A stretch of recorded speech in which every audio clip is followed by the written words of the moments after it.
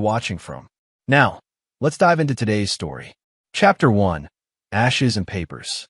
The October wind cut through the cemetery like a blade, sending dead leaves dancing across the weathered headstones. Gregory Montoya stood motionless before his mother's fresh grave, his calloused hands clasped behind his back in military fashion. The simple black suit he wore was his only good one, bought secondhand 3 years ago for job interviews that never led anywhere. Dolores Montoya's headstone was modest granite, nothing fancy. Just like everything else in Gregory's life had become since returning from overseas. The inscription read simply, "Beloved Mother, 1952 to 2024. She gave everything for her boys. Still playing the grieving son, I see." Gregory didn't turn around. He recognized Samantha's voice, his wife of 8 years, though that title felt increasingly meaningless. Her heels clicked against the paved path as she approached, each step deliberate and cold. "She's barely in the ground, Sam," Gregory said quietly, his voice carrying the weight of exhaustion that had become his constant companion. "Oh, spare me the sentiment," Samantha snapped, moving to stand beside him. Even at a funeral, she looked like she'd stepped off a magazine cover. Perfect blonde hair, designer black dress that probably cost more than Gregory made in 2 months at the warehouse. "Your mother never liked me anyway." Gregory finally turned to look at his wife. At 32, Samantha was still beautiful, but there was something different now. A hardness in her green eyes that hadn't been there when they first met. Or maybe it had been, and he'd been too blinded by love to see it. "She thought you married beneath yourself," Gregory said. Turned out she was right. Samantha's laugh was bitter. "Beneath myself?" "Gregory, look around. Look at this pathetic little funeral. 12 people showed up. 12. Your mother died with nothing, and you're well on your way to the same fate." She reached into her designer handbag and pulled out a manila envelope, thick with papers. "Which is why I'm doing us both a favor."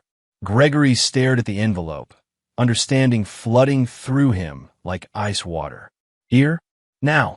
"Divorce papers," Samantha confirmed, her voice gaining strength. "I want everything, Gregory. The house, the car, what little savings we have left. You're a worthless soldier who can't even hold down a decent job. I'm done playing house with a loser." The words hung in the air between them. Around the cemetery, the few remaining mourners were beginning to drift away. His younger brother Tyler had already left, probably heading back to his construction job. Gregory's old Army buddy Dave Jones lingered near the parking lot, clearly uncomfortable but unwilling to abandon his friend. 8 years, Gregory said softly. 8 years of marriage, and this is where you choose to end it. "This is where it ended itself," Samantha replied. "I've been patient long enough. You had your chance to make something of yourself, and you failed. Some of us want more out of life than scraping by paycheck to paycheck." Gregory took the envelope but didn't open it. "And I suppose you found someone who can give you more?" For just a moment, Samantha's composure cracked. A flush of guilt crossed her features before she recovered. "This isn't about anyone else. This is about us. About how we don't work anymore." But Gregory had seen that look before, in the faces of enemy soldiers when they knew they'd been caught in a lie. Samantha was many things, but she'd never been a good liar. Not to someone who'd spent years learning to read people's tells in life-or-death situations. "I see," Gregory said simply, finally giving up. Samantha's voice carried a note of triumph. "Good. Sign the papers, Gregory. Make this easy on both of us." Gregory reached into his jacket pocket and pulled out a smaller envelope, cream-colored and expensive-looking. "Before I do anything, I have something for you." "What is it?" "Your inheritance," Gregory said, holding out the envelope. Samantha frowned, suspicious. "Inheritance? From who?" "Your mother had nothing. Just open it." Samantha snatched the envelope and tore it open roughly. Inside were several documents, legal papers with official seals and letterheads. Gregory watched her face as she read, noting the exact moment confusion turned to shock. "Where did you?" she began, then stopped, her face going pale. "Keep reading," Gregory said calmly. Samantha's hands were shaking now as she turned to the second page. Whatever she saw there made her legs give out, as she collapsed to her knees on the damp grass beside his mother's grave, the papers scattering in the wind. "Who are you?" she whispered, staring up at him with wide, terrified eyes. For the first time in months, Gregory smiled. But it wasn't the warm, gentle smile Samantha remembered from their early days. This was something else entirely, cold and predatory. "Keep reading," he repeated. "You wanted everything, Sam. Now you're going to find out exactly what everything means." Chapter 2. The Making of a Soldier. 3 years earlier, Gregory Montoya had been many things in his 35 years. Son, soldier, husband, and guardian of secrets that could topple governments. What he had never been was ordinary, despite what his current circumstances suggested. Born to Dolores Montoya, a single mother who cleaned office buildings to support her 2 sons, Gregory learned early that survival required both strength and intelligence. While other kids in their rough Phoenix neighborhood were getting into gangs or drugs, Gregory spent his afternoons in the public library, devouring books on military strategy, business, and psychology. "You're different from the other boys," his mother would tell him, watching him study at their tiny kitchen table. "You see things others don't." At 18, Gregory enlisted in the Army, drawn to the Special Forces. The physical requirements were brutal, but they were nothing compared to the mental challenges. Gregory excelled at both. He could read micro-expressions, detect lies, and manipulate people's emotions with surgical precision. His commanding officers noticed. "Montoya has a gift," Colonel Patricia Hayes wrote in his evaluation. "He can become whoever he needs to be. The enemy never sees him coming." For 12 years, Gregory served in classified operations across 3 continents. Officially, he was a communications specialist. Unofficially, he was part of an elite psychological operations unit that specialized in infiltration and intelligence gathering. He learned to speak 4 languages fluently, to forge documents, to create false identities so convincing that even he sometimes forgot who he really was. The work was dangerous, but it was also lucrative. While his military salary was modest, Gregory invested every penny in legitimate business ventures, using the intelligence he gathered to make strategic decisions. A mining operation in Afghanistan, tech startups in Silicon Valley, real estate in emerging markets. Within 5 years, his portfolio was worth millions. But Gregory kept his wealth hidden, even from the military's financial disclosure requirements. He'd learned that money changed people, and he wanted to know who could be trusted when they thought he had nothing to offer. That philosophy was tested when he met Samantha Melton at a veteran support group in 2016. She was volunteering there, beautiful and compassionate, helping wounded warriors readjust to civilian life. Gregory was immediately drawn to her apparent empathy and kindness. "You seem different from the others," Samantha had said during their first conversation. Calmer, more focused. Gregory had just finished his military service and was carefully constructing his civilian identity. To the world, he was a struggling veteran with PTSD, working warehouse jobs, and fighting with the VA for benefits. It was a perfect cover. No one suspected that the quiet man in secondhand clothes was worth more than most Fortune 500 executives. Their courtship was swift. Samantha seemed genuinely caring, bringing him home-cooked meals when he pretended to struggle financially, encouraging him to apply for better jobs, never complaining when he said he couldn't afford fancy restaurants or expensive gifts. "I don't care about money," she'd insisted when he proposed with a modest ring. "I care about you."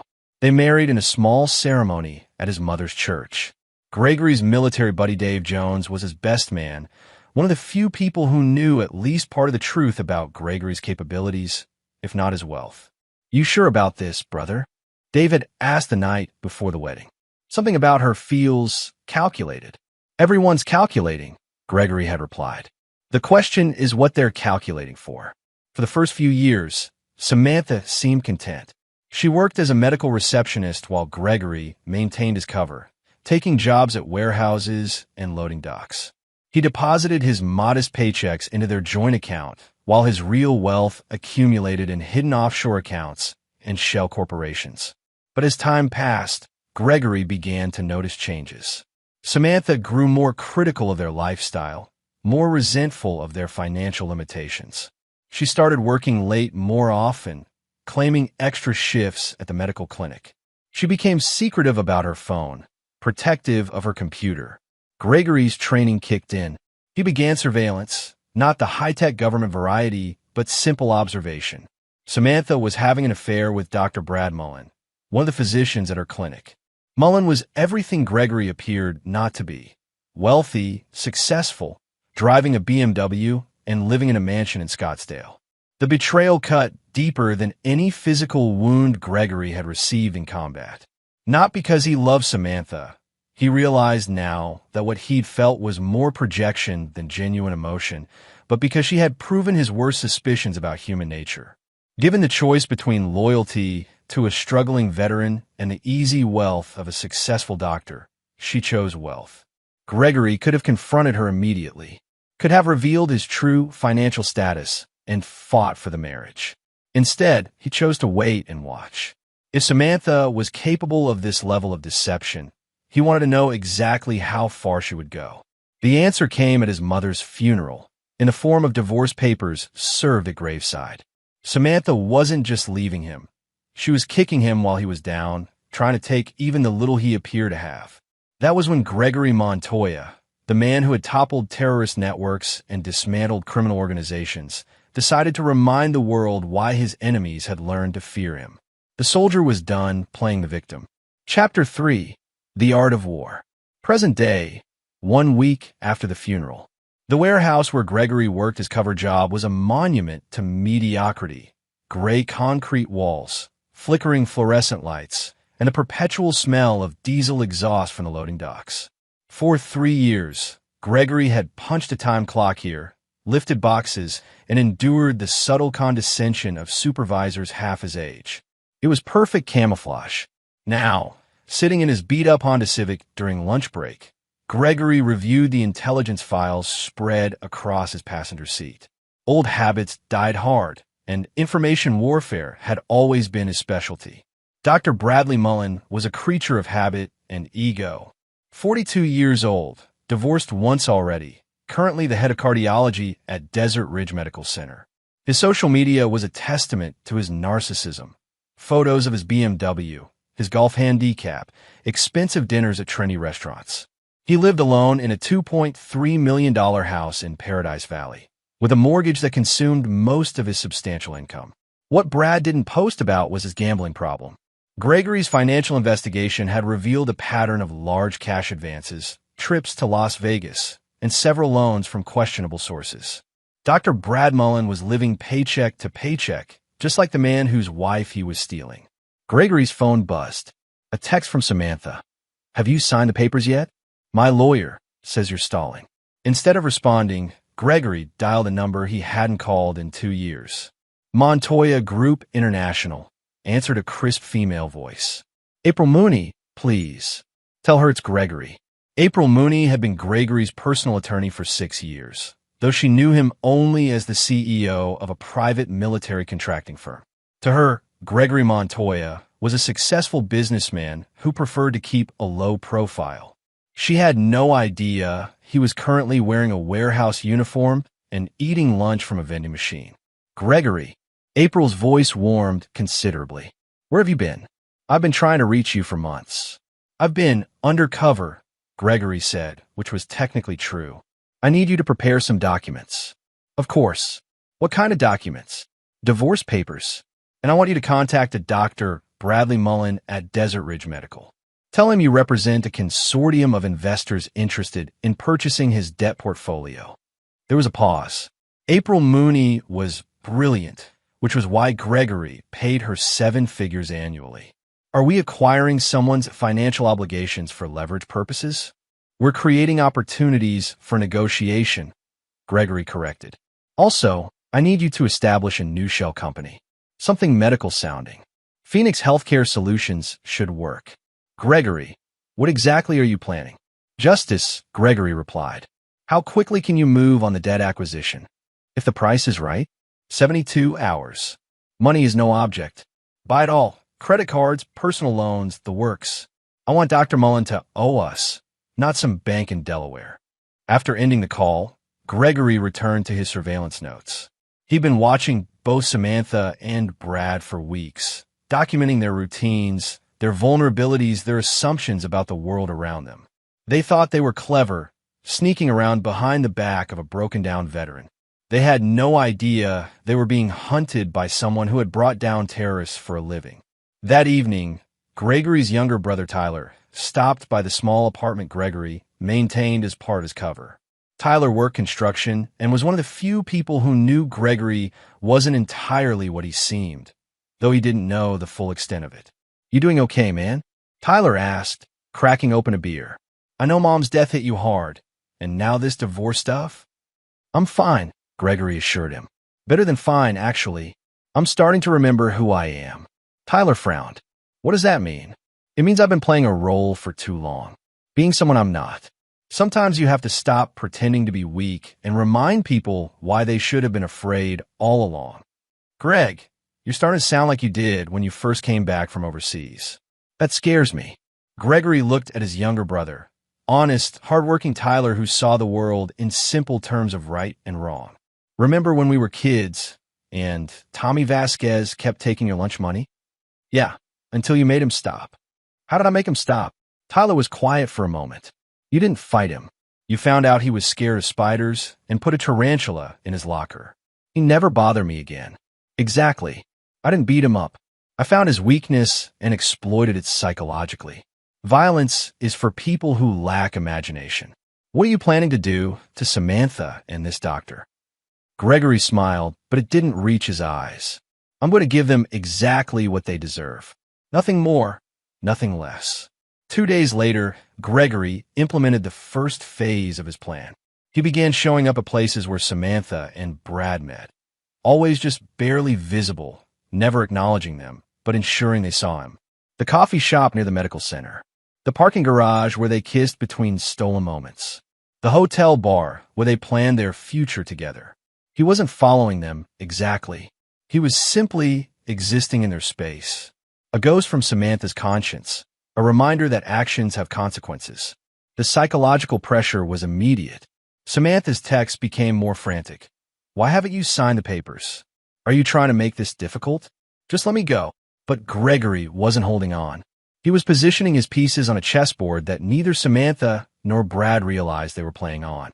Every move was calculated, every appearance strategically timed to maximize their discomfort. On Friday evening, as Gregory was leaving his warehouse job, his phone rang.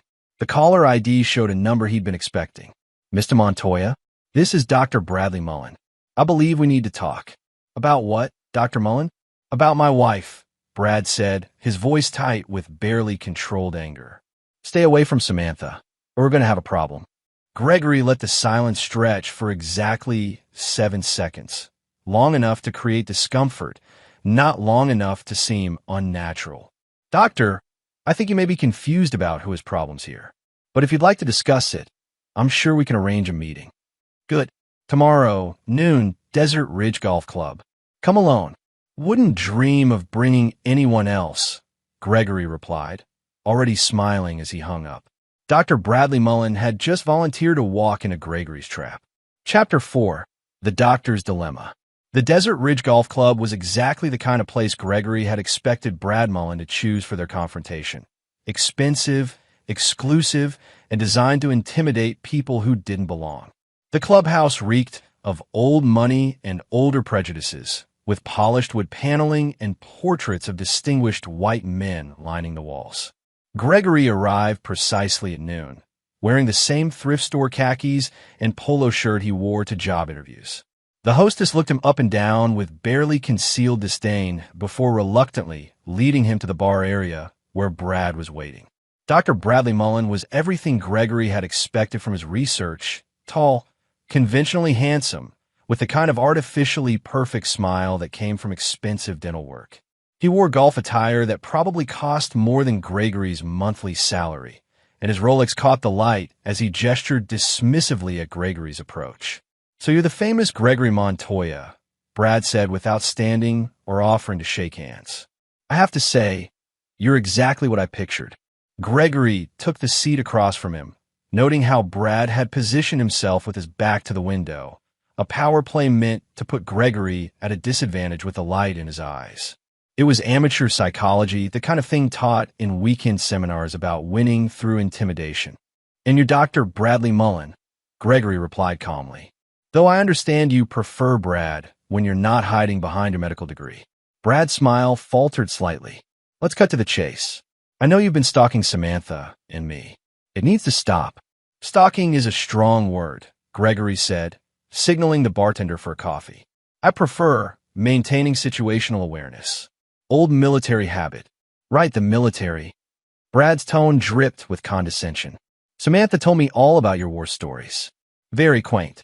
But the war's over, soldier boy. Time to move on." Gregory studied Brad's face, cataloging every micro-expression. The slight tick near his left eye when he lied.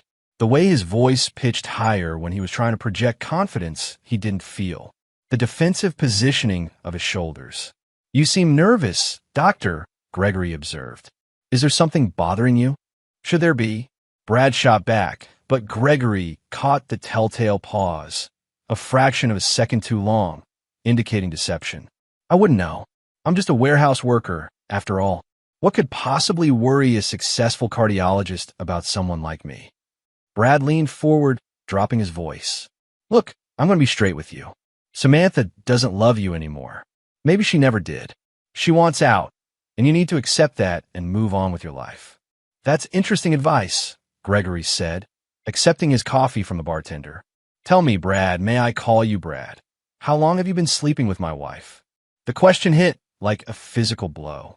Brad's face flushed red, and his hands clenched into fists on the table. "I don't know what you're talking about." "Of course you don't. Just like you don't know about the $47,000 you lost in Vegas last month, or the private loan you took out to cover your mortgage payment, or the fact that your ex-wife's alimony is bleeding you dry." Brad went pale. How do I know?" Gregory smiled, and for the first time, let a hint of his true nature show through. "Because knowledge is power, doctor, and power is something I understand very well." Before Brad could respond, Gregory's phone buzzed with a text message.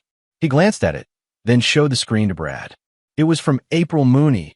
Acquisition complete. Phoenix Healthcare Solutions now owns 100% of Target's outstanding debt. Total, $847,000. Brad stared at the phone, his face cycling through confusion, fear, and dawning comprehension. "What is this? What did you do?" "I bought you," Gregory said simply.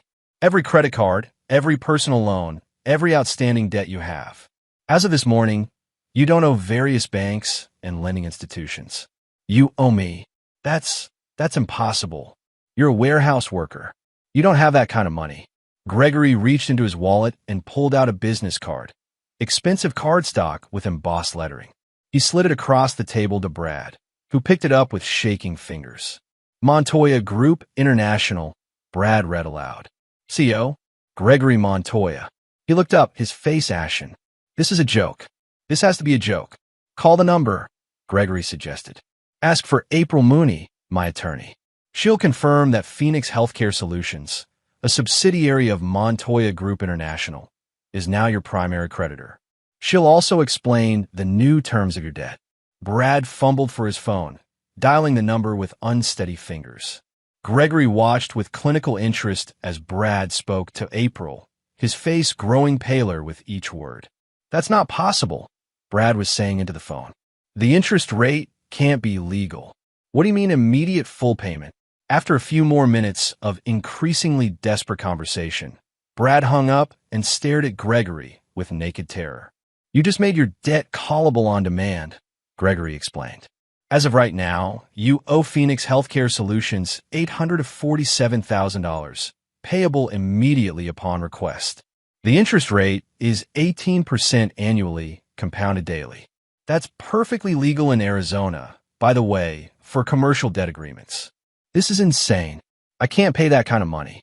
My house isn't worth that much, and actually, your house is worth $2.3 million, according to the most recent appraisal.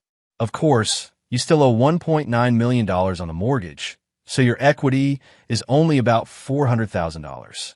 That leaves you roughly $447,000 short of what you owe me. Brad's hands were shaking now. What do you want? What do I want? Gregory repeated thoughtfully. That's an excellent question. You see, Brad, I've spent the last several years pretending to be someone I'm not. Playing the role of a broken-down veteran, a failed husband, a man with nothing to offer. It was an interesting experiment in human nature. I don't understand. You and my wife looked at me and saw weakness. Saw someone you could discard without consequences. Someone whose feelings didn't matter because he didn't matter. That was a mistake. Gregory leaned forward, and when he spoke, his voice carried the authority of someone accustomed to being obeyed. Here's what's going to happen, Dr. Mullen. You're going to break off your relationship with Samantha immediately. You're going to tell her that you've realized she's a married woman and that continuing the affair would be morally wrong. You're going to be convincing about it. And if I don't, then I call your debt immediately. $847,000 due in full. When you can't pay, and we both know you can't, I'll file for bankruptcy recovery. Your house, your car, your medical practice partnership, your country club membership, all of it will be liquidated to satisfy the debt. You'll be left with nothing. Brad stared at him, sweat beading on his forehead despite the air conditioning. You're destroying my life over a woman who doesn't even love you. I'm not destroying anything, Gregory corrected. I'm simply revealing the consequences of your choices. You chose to pursue a married woman. You chose to accumulate debts you couldn't afford. You chose to gamble with money you didn't have. I'm just facilitating the natural outcomes of those decisions. This is revenge. This is justice, Gregory replied. There's a difference. Brad sat in silence for several minutes, staring at the business card as if it might change before his eyes. Finally, he looked up at Gregory with the expression of a man who had just realized he was drowning. How long do I have? To end things with Samantha? I'd suggest today would be appropriate. I'm not an unreasonable man, doctor. End the affair, maintain your distance from my wife, and your debt remains on standard terms. You'll have 30 years to pay it off at the agreed interest rate. Continue the affair, and I'll call it immediately. Gregory stood, leaving a $5 bill on the table for his coffee. Oh, and Brad, if you're thinking about telling Samantha about our conversation, I should mention that I have recordings of several of your private encounters. I'm sure your medical board would find them fascinating, given their policies about conduct with subordinates. As Gregory walked away, he could feel Brad's eyes on his back. In his mind, he was already calculating the next moves in his game. Brad would break up with Samantha. He was too much of a coward to do anything else. That would drive Samantha back to Gregory in confusion and desperation, at which point she would learn exactly who she had chosen to betray.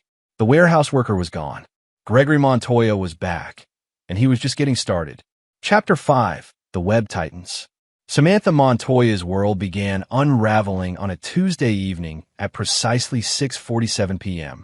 She was sitting in her car outside the Desert Ridge Medical Center, checking her makeup in the visor mirror before meeting Brad for dinner, when her phone rang. Sam, we need to talk. Brad's voice sounded strange, strained and distant. I'm literally in the parking lot, she laughed. Just come down in... No, not here. Not tonight. This needs to be over the phone. Something cold settled in Samantha's stomach. What needs to be over the phone? Brad, you're scaring me. There was a long pause, filled only with the sound of Brad's labored breathing. Samantha, I can't do this anymore. This affair, it's wrong. You're a married woman, and I should have respected that from the beginning. Are you joking? Samantha's voice pitched higher. Brad, this is not funny. Come down here right now, and... I'm sorry, Sam. I really am. But it's over. Don't call me. Don't come to the hospital. Just sign your divorce papers and try to work things out with Gregory. He deserves better than this. The line went dead. Samantha stared at her phone in disbelief, then immediately called back. It went straight to voicemail. She called again. Same result. For 20 minutes, she sat in the parking lot, calling Brad's number over and over while her carefully constructed future crumbled around her. Finally, she drove home to the modest suburban house she shared with Gregory, her mind racing through every possible explanation for Brad's sudden change of heart.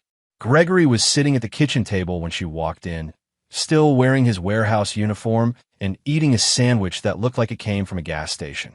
The sight of him, ordinary, unremarkable, defeated, suddenly filled her with a rage she couldn't contain. "You did something," she accused, throwing her purse on the counter. "Whatever happened with Brad, you're behind it." Gregory looked up from his sandwich with mild curiosity. "I'm behind what? And who's Brad?" "Don't play dumb with me, Gregory. Dr. Mullen, you know exactly who I'm talking about." "Oh, your boyfriend?" Gregory nodded thoughtfully. "The one you've been sneaking around with for 8 months? That Brad." Samantha's face went white. "How did you?" "I'm not stupid, Sam. Distant, maybe. Depressed, probably.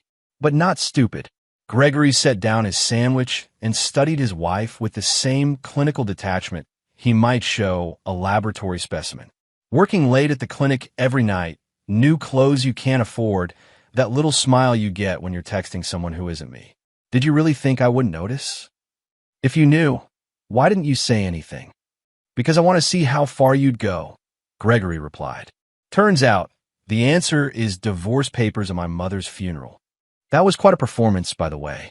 Really drove the knife home. Samantha's initial shock was giving way to defensive anger. "Maybe if you'd been the husband I needed instead of this pathetic shell of a man, I wouldn't have had to look elsewhere." "The husband you needed," Gregory repeated slowly. "Tell me, Sam, what kind of husband did you need? One with money? Status? A nice car and a big house?" "I needed a man with ambition, with drive, someone who wanted to build a life instead of just existing in this mediocre suburban purgatory you call happiness." Gregory nodded as if she'd confirmed something important. "So it was about money. It was about respect." Samantha shouted, "Do you know what it's like being married to someone who works in a warehouse? Who drives a 15-year-old Honda and shops at thrift stores?" "I'm 32 years old, Gregory. This isn't the life I wanted." "And Dr. Mullen offered you the life you wanted?" "Yes. He offered me partnership in a medical practice, a house in Paradise Valley, vacations in Europe, children who wouldn't be embarrassed by their father's job." Samantha trailed off, realizing she'd said too much. "Children," Gregory said quietly. "You were planning children with him. We were planning a future, something you've never been able to do." Gregory stood up slowly, and for the first time in months, Samantha saw something dangerous flicker in his eyes. "Sam, do you know what I did in the military?" "You were a communications specialist. You've told me 100 times. That's what it said on my official record. Do you know what I actually did?" Something in his tone made Samantha step backward. "What are you talking about?" "I was a psychological operations specialist. My job was to study people, find their weaknesses, and exploit them. I was very good at it."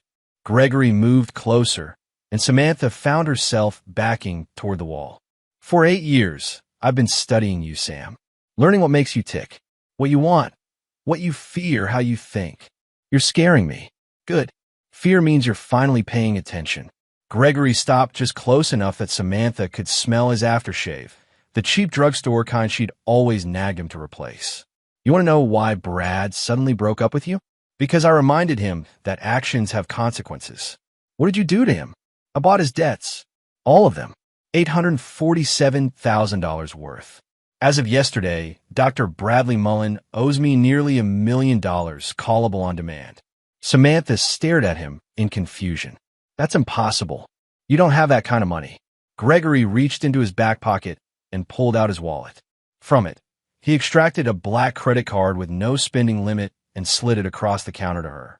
"American Express Centurion card. There are only about 40,000 of these in the world. The initiation fee alone is $10,000. Samantha picked up the card with trembling fingers. It was heavy, made of metal, and bore Gregory's name in raised platinum lettering. "This is fake," she whispered. "Call the number on the back. Ask about the account balance." Instead, Samantha set the card down and looked at her husband, really looked at him for the first time in years. "Who are you?" "I'm the man you married," Gregory replied. "I'm also the man you tried to destroy. The question is, which one matters more to you now?"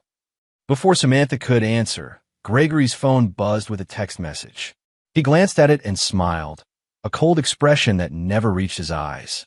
"That's my attorney," he said. Dr. Mullen has just filed for bankruptcy protection. Apparently, someone called his debt immediately. I wonder who that could have been. Samantha sank into a kitchen chair, her legs no longer able to support her. This is insane. You're destroying innocent people. Innocent. Gregory's voice cut through her protest like a blade. Sam, you've been planning to leave me for another man. You served me divorce papers at my mother's funeral. You just admitted you were planning to have children with your lover. In what universe are you innocent? But Brad didn't know. Brad knew exactly what he was doing. He pursued a married woman, used his position of authority to seduce a subordinate, and thought he could steal my wife without consequences. He was wrong. Gregory moved to the refrigerator and pulled out a beer, popping it open with casual indifference. Here's what's going to happen next, Sam. You're going to withdraw those divorce papers. You're going to stop seeing Dr. Mullen. Not that he'll want to see you anyway, given his current financial difficulties. And you're going to think very carefully about whether you want to remain married to a warehouse worker or to someone else entirely. What do you mean, someone else? Gregory smiled, and this time there was genuine amusement in it. I mean, you're about to discover exactly who you married 8 years ago. Fair warning, you might not like what you find. As if on cue, there was a knock at the front door. Gregory glanced at his watch. Right on time. Who is that?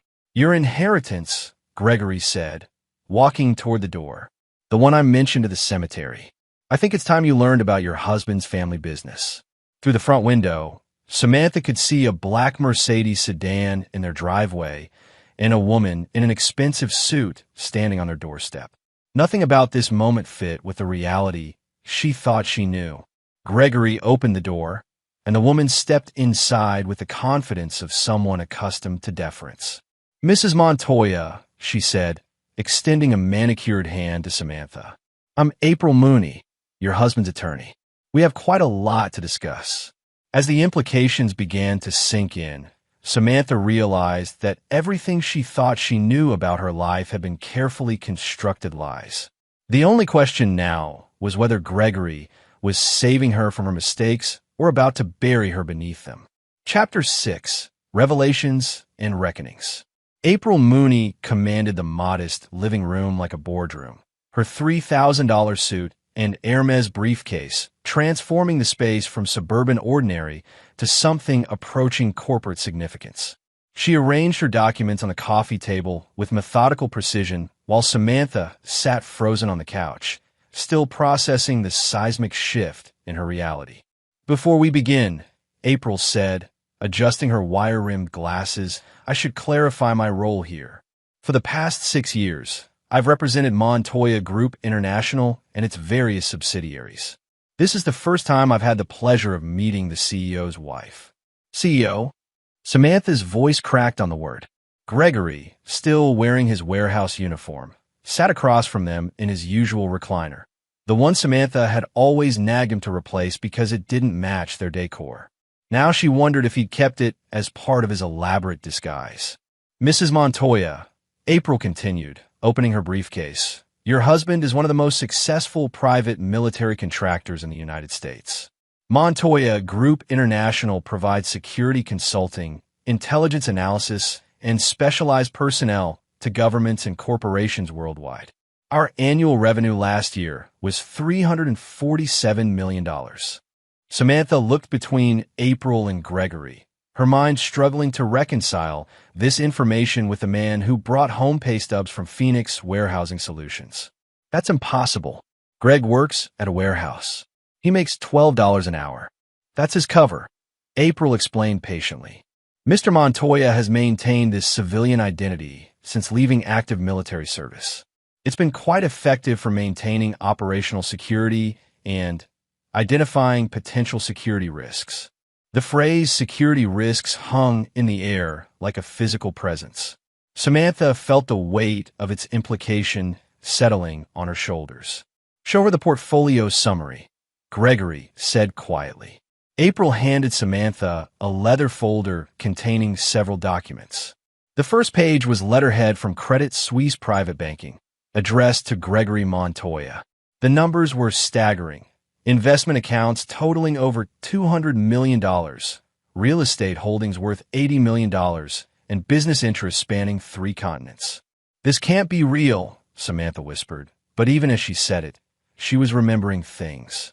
Gregory's inexplicable calm during financial emergencies. His ability to find money when they needed it. The way he never seemed worried about bills, even when their checking account was nearly empty. "Page foreshows the corporate structure," April said.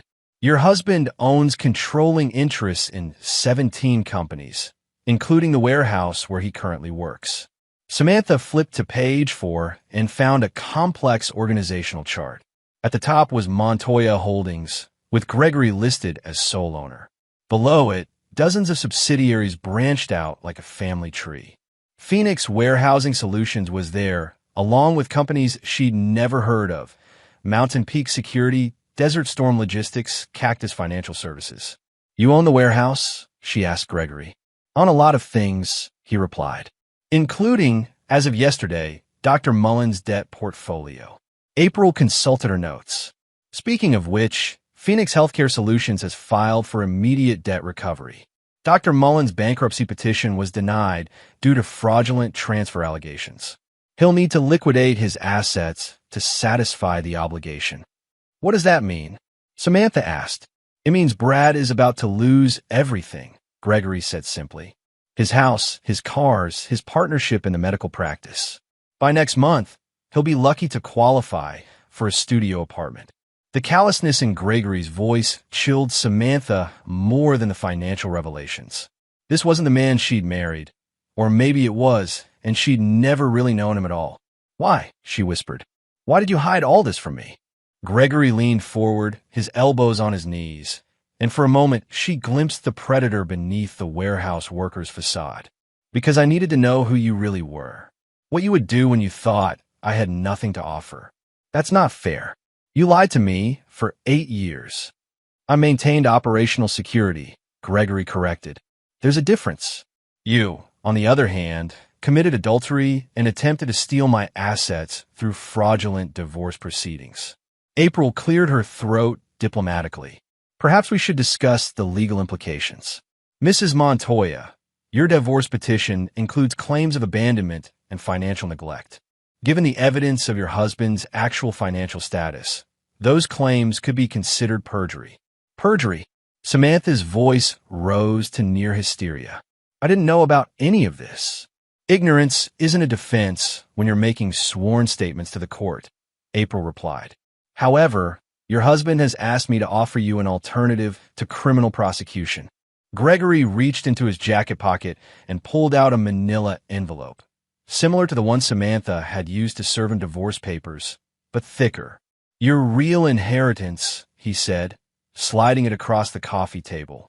With shaking hands, Samantha opened the envelope. Inside were legal documents, but these weren't divorce papers. They were transfer agreements, property deeds, and financial statements. Her name appeared on several of them. "What is this?" "A choice," Gregory said. "Door number 1. You can proceed with the divorce. I'll liquidate enough assets to give you half of our apparent net worth, about $50,000, based on what you thought we had. You'll also face perjury charges, civil penalties for attempted fraud, and I'll ensure that your relationship with Dr. Mullen becomes part of the public record." Samantha felt sick. "What's door number 2? You withdraw the divorce petition.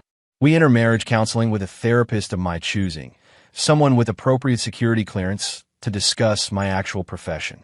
You accept that I am exactly who I've always been, and you decide whether you can love that person or not. And if I choose door number 2, what do I get?" Gregory gestured to the papers in her lap. "Everything. Joint ownership of all properties, full access to all accounts, and a lifestyle that makes Dr. Mullen look like a pauper. You want to respect, Sam? I can give you more respect than you ever imagined. You want a status? I can put you in rooms where senators ask for your opinion. You wanted financial security? I can make you wealthy enough that money becomes irrelevant." The offer hung between them like a loaded weapon. Samantha stared at the documents, seeing dollar amounts that made her head spin. Properties in Aspen, Monaco, and the Cayman Islands. Investment accounts that generated more interest in a month than she made in a year. "But there are conditions," Gregory continued. You will never lie to me again. You will never cheat on me again. And you will never, ever mistake my kindness for weakness. Because what I did to Dr. Mullen was kindness, Samantha. What I'll do to my enemies is something else entirely. April checked her watch. Mrs. Montoya, I need a decision. I have other appointments, and frankly, this offer expires when I leave this room. Samantha looked at Gregory, really looked at him, and saw the man she'd fallen in love with 8 years ago. But she also saw something else now. The cold intelligence of someone who thought several moves ahead, the patience of a predator, and the absolute certainty of someone who never lost. The Brad situation, she said finally. Is there any way to help him? He didn't know about your real identity. Gregory's expression didn't change. Dr. Mullen made his choices with full knowledge that you were married. He pursued a relationship with a subordinate employee, violated his professional ethics, and attempted to steal another man's wife. The consequences are proportional to his actions, but destroying his life seems. Dr. Mullen destroyed his own life. Gregory interrupted. I simply revealed the destruction. There's a difference. Samantha realized then that there would be no mercy for Brad, no matter what she chose. Gregory had already decided his fate with the same methodical precision he'd applied to their marriage. The only question was whether she would stand with her husband or fall with her lover. She picked up a pen from April's briefcase and signed the withdrawal papers for the divorce petition. Good choice, Gregory said, and for the first time in months, his smile seemed genuine. Now, Mrs. Montoya, let me introduce you to your real life. As April gathered her documents and prepared to leave, Samantha felt the weight of her new reality settling around her like an expensive coat. She had everything she thought she wanted: wealth, status, power. She also had a husband who had just demonstrated that crossing him carried consequences she couldn't have imagined. The warehouse worker was gone. In his place sat a man who controlled fortunes and destroyed enemies with equal ease. Whether he was her salvation or her greatest threat remained to be seen. Chapter 7. The Reckoning. 2 weeks later, the Montoya estate in Paradise Valley was a monument to carefully concealed wealth. 8,000 square feet of modern architecture nestled behind 12-foot walls and sophisticated security systems. Samantha had driven past houses like this 1,000 times, never imagining she would live in one. Now, standing in the marble-floored foyer, she felt like an imposter in her own life. The staff will be here tomorrow, Gregory explained, leading her through rooms that belonged in architectural magazines. Housekeeping, groundskeeping, security. I've kept the permanent staff to a minimum for operational reasons, but we'll need full coverage now that you're part of the program. Part of the program? Samantha was still adjusting to Gregory's transformation. Gone were the thrift store clothes and defeated posture. In their place was a man who wore $5,000 suits with casual ease and commanded attention without raising his voice. My public identity, Gregory clarified. Mrs. Montoya, wife of a successful defense contractor. There will be social obligations, charity events, business dinners. People will be watching you, evaluating you, looking for weaknesses they can exploit. The word weaknesses carried particular weight coming from Gregory. Over the past 2 weeks, Samantha had learned exactly how her husband identified and exploited such vulnerabilities. Dr. Bradley Mullen's fall had been swift and comprehensive. His medical partnership was dissolved when Phoenix Healthcare Solutions called his personal guarantees. His house was in foreclosure, his cars repossessed, his country club membership terminated. Samantha had driven past his apartment complex, a modest 2-bedroom unit in Tempe that was a far cry from his former mansion. Is he? She had asked Gregory that morning, unable to finish the question. Alive? Yes. Destroyed? Absolutely. Learned his lesson? We'll see. Now, standing in what was apparently her new dining room, Samantha wondered if she had learned hers. There's something else, Gregory said, pouring himself a glass of whiskey from a crystal decanter. Someone's been asking questions about you. About us. What kind of questions? The kind that suggest Dr. Mullen hasn't accepted his new circumstances as gracefully as I'd hoped. A chill ran down Samantha's spine. What do you mean? Gregory activated a tablet mounted on the wall, bringing up a series of security camera feeds. This morning, Brad hired a private investigator. This afternoon, that investigator began surveilling our old house. Tonight, they followed you to the grocery store. On the screen, Samantha could see herself walking into a Whole Foods, unaware that a nondescript sedan was recording her movements. Why would Brad do that? Because he's desperate, Gregory replied. He's lost everything, and he's looking for someone to blame other than himself. You're the most obvious target. What can he do? I mean, legally? Gregory's laugh was cold. Sam, you're thinking like a civilian. Brad isn't concerned with legality right now. He's thinking about revenge. As if summoned by their conversation, Gregory's phone rang. The caller ID showed Dave Jones, Gregory's old army buddy who had attended their wedding and knew at least some of the truth about Gregory's capabilities. Dave, Gregory answered, putting the call on speaker. What's the situation? We have a problem, brother. Your boy Mullen just tried to hire muscle. Street-level guys, nothing sophisticated, but they're talking about sending a message to your wife. Samantha's blood turned to ice. Muscle? Like to hurt me. Nothing confirmed yet, Dave continued. But the conversation was recorded. Mullen's talking about making her pay for destroying his life. He seems to think if he hurts her, you'll back off. Gregory's expression didn't change, but something dangerous flickered in his eyes. Where is he now? Home. The apartment in Tempe. My sources say he's been drinking heavily, making increasingly aggressive statements about you and Samantha. I see. Gregory's voice was perfectly calm, which somehow made it more frightening. Thank you for the intelligence, Dave.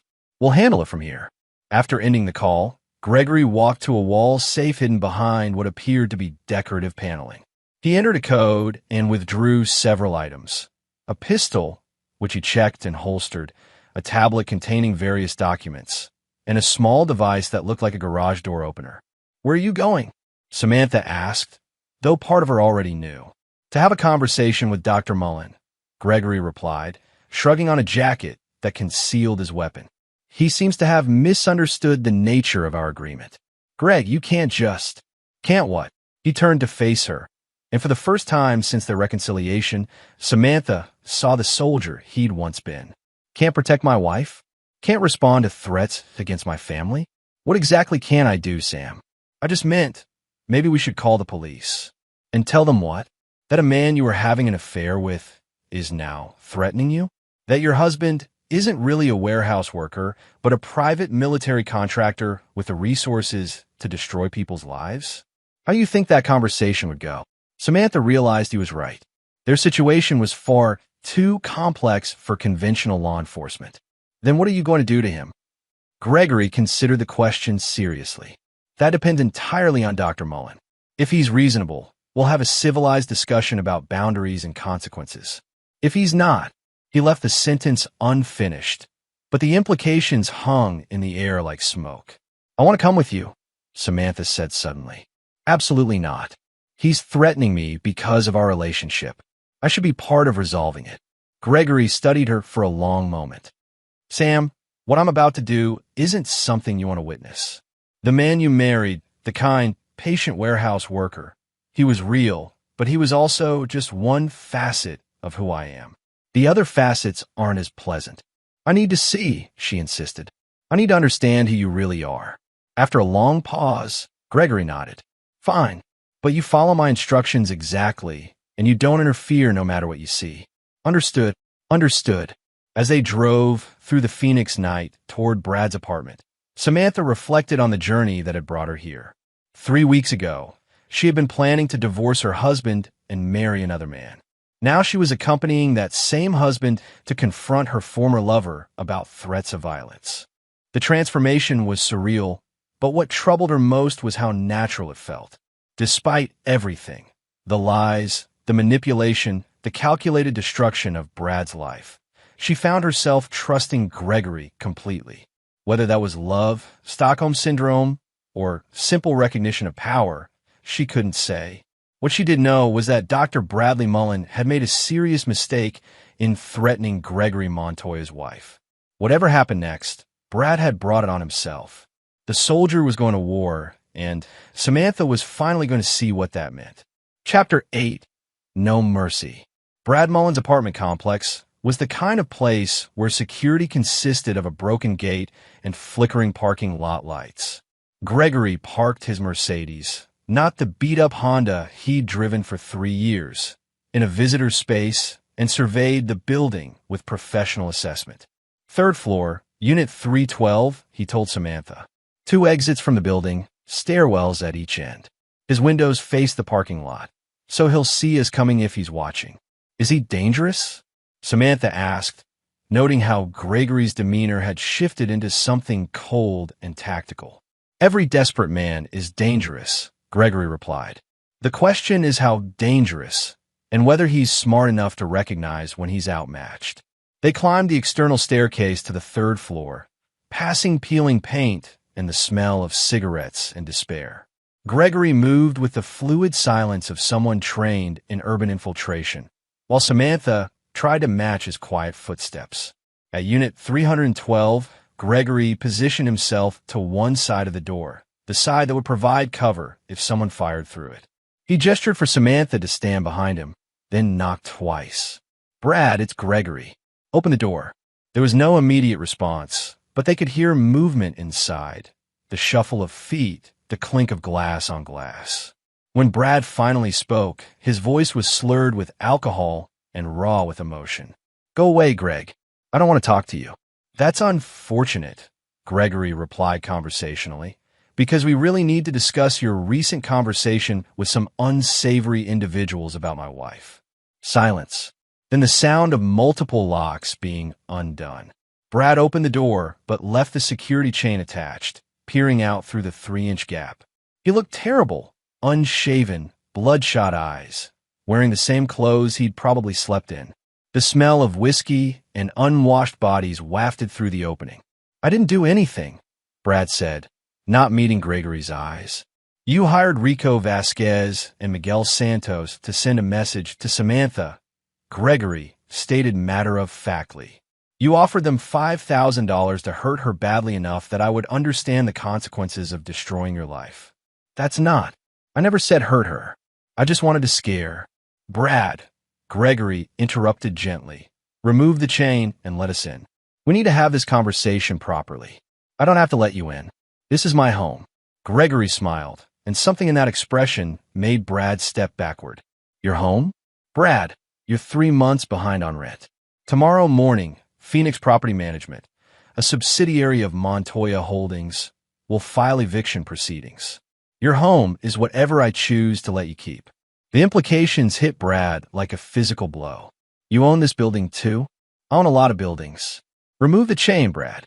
With shaking hands, Brad undid the security chain and opened the door. The apartment was a disaster. Empty bottles, takeout containers, clothes scattered everywhere. It smelled like defeat and rage. "You destroyed my life," Brad said as they entered. "I lost everything because of you." "No," Gregory corrected, moving to the center of the small living room while keeping his hands visible and ready. "You lost everything because you made poor choices. I simply revealed the consequences of those choices." "Poor choices." Brad's voice rose to a shout.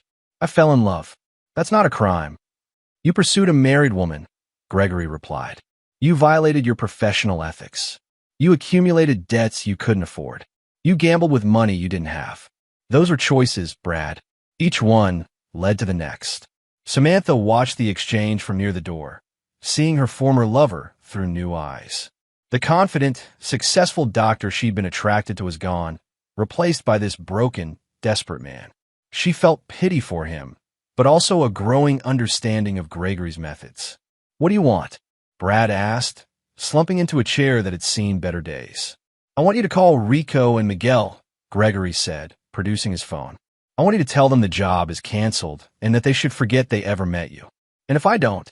Gregory's expression didn't change, but he reached into his jacket and withdrew his pistol, holding it casually at his side. "Then I'll call them myself. Rico Vasquez has outstanding warrants in 3 states. Miguel Santos has been selling drugs to high school students. I imagine the DEA would be very interested in their current activities." Brad stared at the gun, then at Gregory's face. "You'd really destroy them too?" "They're nobody to you. They threatened my wife, Gregory said simply. That makes them somebody to me. This is insane. You can't control everyone's life like this. Can't I? Gregory tilted his head slightly. Brad, in the past month, I've destroyed your career, eliminated your wealth, and reduced you to living in this apartment that I also happen to own. If you think there are limits to what I can do, you haven't been paying attention. The weight of Gregory's power settled over the room like a heavy blanket. Brad made the call, his voice shaking as he told Rico and Miguel to forget they'd ever met. When he finished, Gregory took the phone and deleted their contact information. Good, Gregory said. Now we need to discuss your future. What future? You've taken everything. I've taken what you tried to steal from me, Gregory corrected. Your future depends entirely on the choices you make from this point forward. Gregory moved to the window and looked out at the parking lot below. You have two options, Brad. Option 1, you leave Phoenix tonight. You drive to another state, find another job, and build a new life somewhere else. You never contact Samantha again, you never mention my name to anyone, and you never return to Arizona. And option 2, Gregory turned back to face him, and his expression was utterly cold. You stay, and I finish what I started. Within a week, you'll be unemployed, homeless, and facing criminal charges for conspiracy to commit assault. Within a month, you'll be in prison, where I'm sure the other inmates will be very interested to learn about your threats against a woman. That's not a choice. That's extortion. That's consequences, Gregory replied. You threatened my wife, Brad. Did you really think I would let that slide? Brad looked at Samantha for the first time since they'd entered. Was any of it real? Did you ever actually care about me? Samantha felt the weight of both men's attention. The honest answer was complicated. She had cared about Brad, but mainly for what he represented. Escape from a life she thought was beneath her. Now, seeing him broken and desperate, she realized that what she'd felt was attraction to his status, not love for the man himself. I thought I did, she said finally, but I was wrong about a lot of things.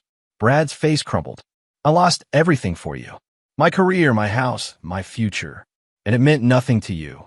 You lost everything because you tried to take what wasn't yours, Gregory said firmly. Just like you're trying to blame Samantha for your choices instead of accepting responsibility for them. Gregory holstered his weapon and pulled out a business card. Here's the contact information for a moving company. They'll pack your belongings and have you out of Phoenix by tomorrow night. There's also $5,000 cash to help you get started somewhere else. You're paying me to leave? I'm paying you to choose the easy path instead of the hard one. Whether you take that money or not is up to you. Brad stared at the business card for a long moment, then looked around his destroyed apartment. Where am I supposed to go? Anywhere but here, Gregory replied. I suggest somewhere far from Arizona, with a low cost of living and opportunities in the medical field. Maybe a small town that needs a doctor more than they need to check references too carefully. It was, Samantha realized, both generous and utterly ruthless. Gregory was giving Brad a chance to rebuild his life, but only on terms that ensured he would never threaten them again. If I leave, Brad said quietly, will you leave me alone? If you leave and stay gone, yes. If you ever return to Arizona, or if you ever contact my wife again, or if you ever mention my name to anyone, then we'll have this conversation again. And next time, there won't be options. Brad nodded slowly, the fight finally going out of him. I'll leave. Good choice, Gregory said. The moving company will be here at 8 a.m. Don't be late.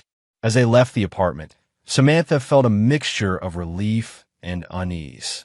Gregory had resolved the threat without violence, but the casual way he wielded power was both impressive and terrifying. Do you think he'll actually leave? She asked as they descended the stairs. He'll leave, Gregory said with certainty. Men like Brad always choose survival over principle when it comes down to it. And if he doesn't, Gregory's smile was cold as winter. Then he'll learn that I was being kind tonight. As they drove away from the apartment complex, Samantha understood that she had witnessed something important. Her husband's version of mercy. It was efficient, final, and absolute, but it was mercy nonetheless. Dr. Bradley Mullen would live, but his life in Phoenix was over. The man who had tried to steal Gregory's wife and then threatened her with violence would spend the rest of his days looking over his shoulder, knowing that his survival depended on never crossing Gregory Montoya again. The soldier had won without firing a shot, and his enemies had been scattered to the winds. Chapter 9. The Price of Everything. 6 months later, the Montoya Foundation's annual charity gala was the kind of event that made Phoenix's social elite scramble for invitations. Held at the Four Seasons Resort, it raised money for veteran services while showcasing the city's most influential power brokers. Samantha moved through the crowd in a $15,000 designer gown, accepting compliments and making small talk with senators, CEOs, and society wives who treated her with the deference reserved for serious money. Mrs. Montoya approached Margaret Caldwell, the mayor's wife. "I wanted to thank you personally for the foundation's contribution to the Children's Hospital. $500,000 will make such a difference." "It's our pleasure," Samantha replied with practiced grace. "Gregory believes strongly in supporting our community." As if summoned by his name, Gregory appeared at her side, resplendent in a tuxedo that cost more than some people's annual salary. To the gathered elite, he was exactly what he appeared to be, a successful defense contractor who had built an empire through intelligence and determination. "Ladies," Gregory said, nodding to Margaret and her companions, "I hope you're enjoying the evening." "Wonderful event, as always," Margaret gushed. "Your wife was just telling us about the hospital donation." "Just doing our part," Gregory replied modestly. "Arizona has been good to us. It's important to give back." As the women drifted away to mingle with other donors, Samantha studied her husband's profile. 6 months of living as Gregory's true wife had taught her many things about power, wealth, and the careful choreography required to maintain both. "Any word from Phoenix Property Management?" she asked quietly. "The Tempe building is fully leased again," Gregory replied. "No issues with the new tenants." It was their coded way of discussing Brad Mullen, who had indeed left Arizona and never returned. Gregory's network of contacts occasionally provided updates. Brad was working at a rural clinic in Montana, living quietly and making no trouble for anyone. The message had been received and understood. In the other matter, Gregory's expression darkened slightly. "Tyler's still refusing to accept help with his construction business. He thinks I'm trying to buy his loyalty." This was the one relationship Gregory hadn't been able to control or repair. His younger brother Tyler had learned the truth about Gregory's wealth and felt betrayed by years of deception. Despite Gregory's attempts to share his fortune, offers to invest in Tyler's construction company, to pay off his mortgage, to provide opportunities, Tyler had cut off contact entirely. "He'll come around," Samantha said, though she wasn't certain she believed it. "Maybe. Or maybe some bridges can't be rebuilt once they're burned." It was a rare admission of vulnerability from Gregory, and Samantha found herself genuinely moved by his pain. Tyler's rejection seemed to hurt Gregory more than all his enemies' attempts at revenge combined. Mr. Montoya, a young man in an expensive suit, approached nervously. "I'm sorry to interrupt, but there's someone here who'd like to meet you." Gregory's demeanor shifted instantly into alert professionalism. "Who?" "Senator Patricia Hayes. She says you served together." Colonel Hayes, now Senator Hayes, had been Gregory's commanding officer during his most classified operations. Her presence at a civilian charity event meant either a coincidence or something more significant. "Of course," Gregory said smoothly. "Where is she?" They were led to a private terrace overlooking the resort's golf course, where a distinguished woman in her early 60s stood alone, gazing at the desert landscape. "Gregory Montoya," she said without turning around. "Or should I say, warehouse worker?" "Ma'am," Gregory replied formally. "It's good to see you again." Senator Hayes turned to face them, her sharp eyes taking in Gregory's transformation and Samantha's presence. "Quite a change from the last time we met." "That was a supply depot in Kandahar, if I recall correctly." "Different circumstances," Gregory agreed. "Indeed." Hayes extended her hand to Samantha. "You must be the famous Mrs. Montoya. I've heard interesting things about your marriage." Samantha felt like she was being evaluated by a particularly dangerous predator. "Senator Hayes, Gregory's mentioned you." "I'm sure he has." "Gregory, might I have a word?" "Privately." Gregory glanced at Samantha, who nodded and moved to the far end of the terrace, still within sight but out of earshot. Your transition to civilian life has been eventful, Hayes said quietly. We've been monitoring the situation with Dr. Mullen. Impressive work, though perhaps a bit heavy-handed for domestic issues. He threatened my wife, Gregory replied simply. Yes, well, that's actually why I'm here. We have a situation developing that might benefit from your particular skill set. Off the books, of course. Gregory was quiet for a moment. I'm retired, ma'am. Are you? Because from where I sit, it looks like you've simply changed theaters of operation. You've built an impressive cover identity, established extensive financial resources, and demonstrated your ability to neutralize threats effectively. That's not retirement, Gregory. That's evolution. What kind of situation? Hayes smiled coldly. The kind that pays very well and serves national interests. The kind that might require someone with your background to make certain problems disappear permanently. I'm listening. For the next 10 minutes, Hayes outlined a scenario involving international arms dealers, compromised government officials, and threats to national security that couldn't be addressed through conventional channels. The work would be lucrative, tens of millions in compensation, but it would also mean returning to the shadows Gregory had supposedly left behind. Think about it, Hayes concluded. Your country needs you, Gregory. More importantly, your country can pay you what you're worth. After Hayes left, Samantha rejoined Gregory on the terrace. What was that about? A job offer, Gregory said thoughtfully. What kind of job? Gregory looked at his wife. Beautiful, elegant, and finally understanding the true nature of the man she'd married. The kind I used to do. The kind that makes all this possible. He gestured to encompass their wealth and status. Are you considering it? I'm considering whether I can afford not to. Our lifestyle requires capital, Sam. The foundation, the charities, maintaining our position in society. It all costs money. My investments are solid, but they're not infinite. Samantha felt a chill that had nothing to do with the desert evening. What would it mean? This job. It would mean travel, extended absences, situations where you wouldn't be able to contact me for weeks or months at a time. Gregory paused. It would also mean that some people might try to use you to get to me. You need protection, security, protocols for your own safety. Dangerous people? The most dangerous people in the world, Gregory confirmed, but also the most profitable to eliminate. They stood in silence, looking out over the glittering lights of Phoenix.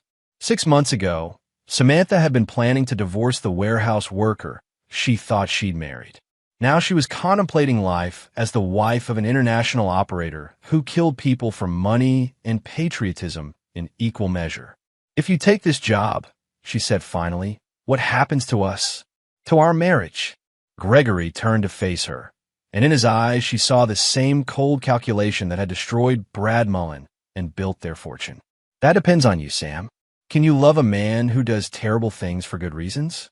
Can you live with wealth that comes from violence? Can you be the wife of someone who has enemies in governments and criminal organizations around the world? It was, Samantha realized, the final test, not of her loyalty that had been proven when she chose to stay married to him, but of her courage. Gregory was offering her a life of unimaginable luxury and unconscionable danger, power beyond most people's dreams and risks that could destroy them both. Yes, she said without hesitation. I can live with all of it. Gregory smiled, and for the first time in months, it reached his eyes. Then we should probably head back to the party. Senator Hayes will want an answer by morning, and we have appearances to maintain. As they walked back into the gala, Samantha reflected on the journey that had brought them here.